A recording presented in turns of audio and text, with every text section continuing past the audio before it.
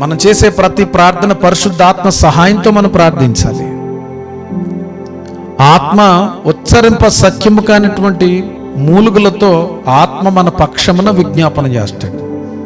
అందుకనే అంట పరిశుద్ధాత్మ ప్రార్థన చాలా ప్రాముఖ్యమైనది ప్రియులారా. ఆత్మతో మనం ప్రార్థించాలి. పరిశుద్ధాత్మ పూర్ణులై ఉండండి అంటుంది బైబిల్. యోధా పత్రిక 23వ వచనంలో పరిశుద్ధాత్మతో మీరు ప్రార్థించాలి. పెదవుల ప్రార్థన కాదు, ఆత్మతోను సత్యముతోను మనం ప్రార్థించాలి. హృదయ లోతుల్లోంచి దేవునితో మాట్లాడాలి.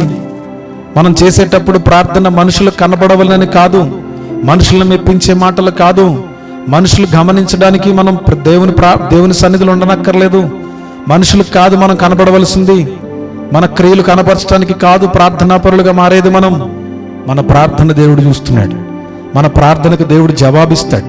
మన ప్రార్థనను త్రోసిపుచ్చేవాడు కాదైనా, మన ప్రార్థనను తృణీకరించేవాడు కాదైనా. కారణం ఏంటో తెలుసా? ఉచ్చరింప సఖ్యము కానిటువంటి ఆత్మ మనలో ఉండి విజ్ఞాపన ప్రార్థన మన నిమిత్తం చేస్తున్నాడు.